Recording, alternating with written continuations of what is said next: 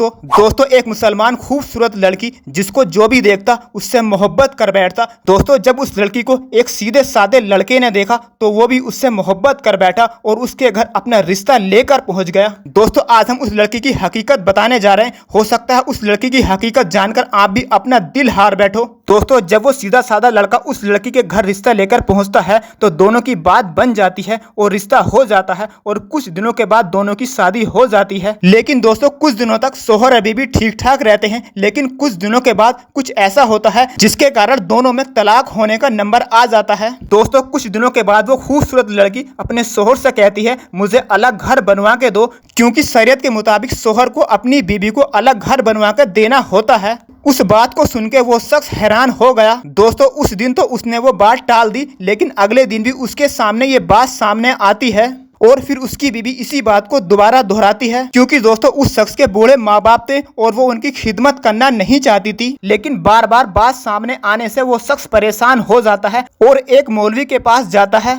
और अपने दिल का सारा हाल बताता है। दोस्तों तब मौलवी साहब कहते हैं कि आपकी बीबी सही कह रही है, शरीयत के हिसाब से वो ठीक कह रही है। इस बात को सुन के उस शख्स का पारा गर्म हो जाता है। लेकिन दोस्तों फिर मौलवी साहब कहते हैं तसल्ली रखिए, मैं आपको इसका रास्ता बताता हूँ। दोस्तों मौलवी साहब कहते हैं आप अपनी बीबी के पास जाकर अपनी इस बात को सामने रखिए और अपनी बीबी से कहिए कि मैं शरीयत के हिसाब से दूसरी शादी करना चाहता हूँ, क्योंकि शरीयत में दूसरी शादी को भी जायज करार दिया गया है। दोस्तों इस बात को सुनकर उसकी बीवी के पैरों के तले से जमीन निकल जाती है और उसकी बीवी कहती है दूसरी शादी को रफा दफा करिए कि आज से आपके माँ बाप भी मेरे माँ बाप हैं। आपने तो मेरी आंखें खोल दी, मैं तो बहुत बड़ा गुनाह करने जा रही थी। दोस्तों अगर आपको इस वीडियो से कुछ नसीहत मिली हो तो लाइक करें, शेयर करें और कमेंट में अल्लाह अकबर जरूर लिखें। खुदा हाफिज।